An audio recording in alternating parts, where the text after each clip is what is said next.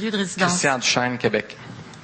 Que ceux qui ont un Dieu le mettent à la porte de cette classe. Andrew Quinn, professeur de philosophie dans le cours d'éthique et politique au Cégep de Limoilou en 1993. C'est un fou furieux, ce gars-là. Il croit en Dieu. Benoît Dutrisac, 23 janvier 2006, aux infos du soir, sur les ondes de TQS à 22h32. Les croyants sont des névrosés. Stéphane Gendron, lors d'une émission Les Avocats du Diable, d'hiver 2006. On devrait abolir toutes les religions. Locke Merville, lors d'une émission Simon Durivage, en fin de 2005. Le Saguenay est peuplé de gens tarés, en parlant des croyants, évidemment. Doc Mayou, 28 septembre 2007. Est-ce que vous avez des bonnes lectures? Oui.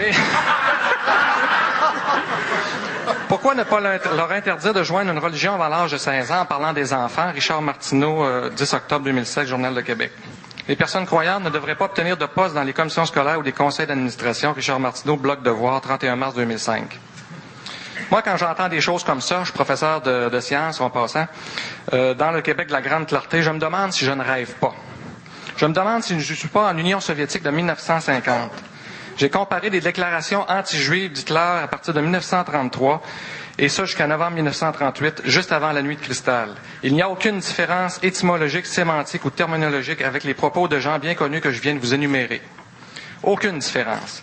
Donc, on doit dès lors se demander, la croix jaune, c'est pour quand?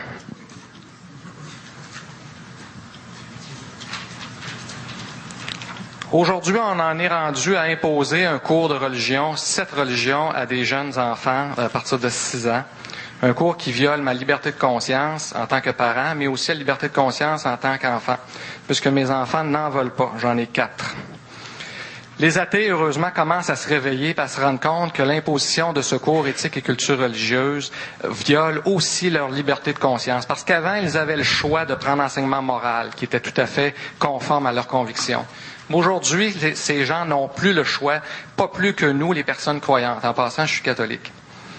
Donc, le vœu actuel des intégristes laïcistes, parce que l'intégrisme, c'est pas du côté seulement que des religions aussi, c'est aussi au niveau des laïcistes et des athées, soit de vouloir séparer les convictions profondes des individus d'avec leur appartenance publique à une société est déshumanisant et dégradant. Cela ressort du racisme le plus avilissant. Je demande donc, comme cela était avant la réforme Marois et la loi 95, de pouvoir choisir un cours à saveur morale ou religieuse conforme à mes convictions. Et si j'avais aussi le choix entre plusieurs cours, eh bien, pour mes enfants, je ne choisirais pas un cours de religion, je choisirais soit un cours d'anglais ou un cours d'éducation physique. Parce que quand mes enfants arrivent à la maison, ils sont sclérosés d'avoir passé toute la journée sur des bancs. Puis moi, je pense que je devrais avoir ce choix-là, autant que des choix de culture religieuse. Autant, si le cours de culture éthique et culture religieuse est vraiment intéressant et qu'il est vraiment performant, je pense que les gens vont le choisir d'eux-mêmes. On n'a pas à imposer ce genre de choses à un peuple. Je dois vous demander de conclure. Est-ce que c'est votre conclusion? Donc, je remercie le gouvernement de la présente commission d'ouvrir la porte à cette discussion nationale essentielle qui se veut la poursuite d'un dialogue qui n'aura de cesse que lorsque la majorité bafouée des dernières années aura retrouvé son droit public à la différence et à la liberté de conscience. Merci. Merci. Monsieur Bouchard.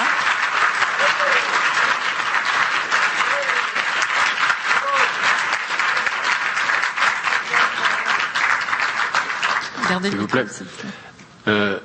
Vous dites que le nouveau cours d'éthique et de culture religieuse a été conçu, a été décidé en fait à la demande des athées?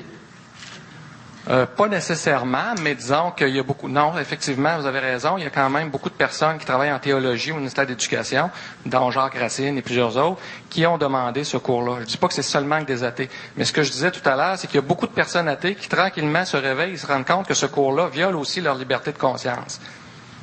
Est-ce que ça répond à votre question? Merci. Merci. Je dois vous dire tout de suite que nous ne prenons plus de demandes de parole parce que nous avons déjà suffisamment de paroles pour nous occuper, même au-delà de l'heure prévue. Je suis désolée. Je vous dis aussi que vous pouvez adresser vos commentaires à la commission par la poste ou par le site Internet.